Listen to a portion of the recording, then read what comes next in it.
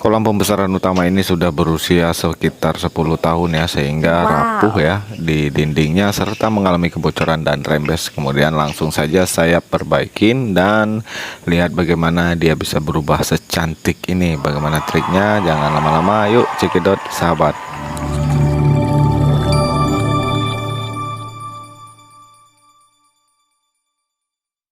Setelah pengerjaan sekitar 2 hari, kolam saya berubah menjadi cantik seperti ini dan semoga saja awet ya. Tapi ini masih ada tahapan. Nah, bagaimana awal mulanya? Yuk kita simak terlebih dahulu.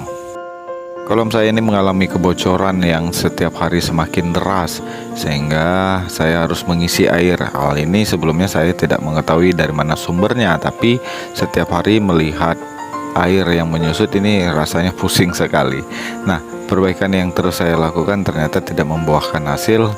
Nah, malahan yang ada ini rembesannya malah bertambah. Setelah kolam terpal mengalami kebocoran, saya mengganti langsung dengan kolam permanen. Nah, kini kolam pembesaran utama mengalami masalah yang serupa. Nah, buru-buru setelah masa panen, saya langsung mengambil langkah cepat dengan memperbaiki kolam. Setelah saya periksa, ternyata di sudut-sudut kolam mengalami kebocoran karena tekanan air yang cukup tinggi, dan dari tambalan yang ada ini ternyata timbul lagi desakan air ya, karena memang sudah kolam di sisi dinding-dindingnya ya cukup terlihat. Karena kolam akan dipakai dengan cukup lama, jadi saya langsung bertekad memperbaiki sekaligus saja. Jadi dimulai dari pojokan ini untuk dibuatkan dasar kembali. Nah, ini kolamnya dibongkar dan dibuat lantai yang baru. Nah, teman-teman yang punya pengalaman dengan kolam yang sudah berusia mungkin bisa tulis di kolom komentar ya. Saling berbagi pengetahuan dan pengalaman. Nah, di sini sebelumnya saya menguji coba tadinya dengan waterproof ya. Ternyata awet ya. Nah, di sini saya juga menyiapkan kembali waterproof sekitar 2 botol untuk ukuran kolam 3x3. Pemakaian aquaproof ini sudah saya lakukan di 4 kolam ya. Ini kolam 3 kolam ini sudah saya lakukan. Nah, ini setelah dilakukannya pembuatan lantai kolam, jadi lebih menempel dan lebih kuat. Nah, di sisi dinding kolam yang sudah rapuh, saya langsung melakukan pengacian ya, biar lebih awet lagi. Terlihat dindingnya memang sudah tergerus atau mulai rapuh ya, termakan usia. Jadi sekelilingnya langsung saja saya langsung tambal. Buat teman-teman yang memiliki kolam yang sama, setidaknya pengacian ini dilakukan sehari agar benar-benar menempel ya, dan kemudian mengeluarkan air dari pori-pori semen. Setidaknya pengerjaan ini dilakukan sekitar 2 hari.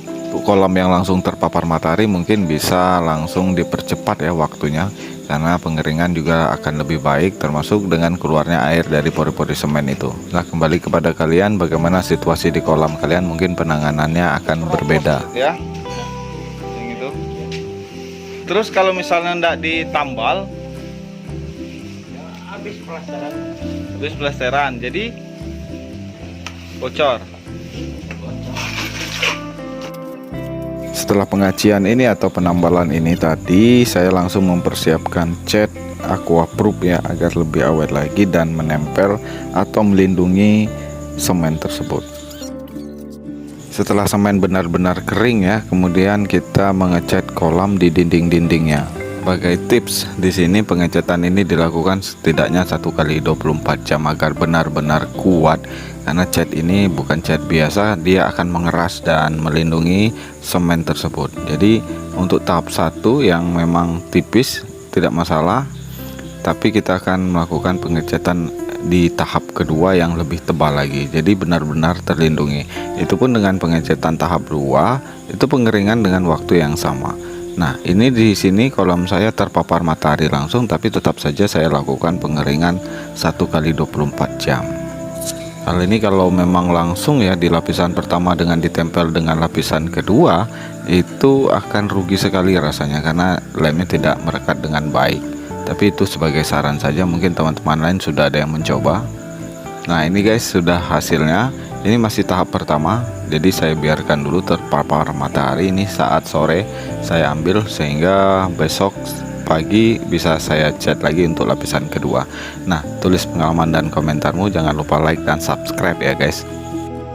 Berdasarkan pengalaman saya di beberapa kolam ini, ternyata memang benar bahwa pengecatan itu harus dilakukan bertahap dan membutuhkan waktu agar benar-benar catnya keras dan kuat melindungi semen. Jadi juga ada pola vertikal di tahap pertama, dengan lapisan kedua pengecatan itu di horizontal. Jadi dia benar-benar merekat. Setelah tahapan-tahapan pengecatan ini langsung pengisian air. Pengisian air ini berbeda-beda ya antar kolamnya, tapi yang pasti jangan langsung dimasukkan ikannya melalui proses. Jangan lupa like, subscribe, dan tulis pengalamanmu ya sahabat.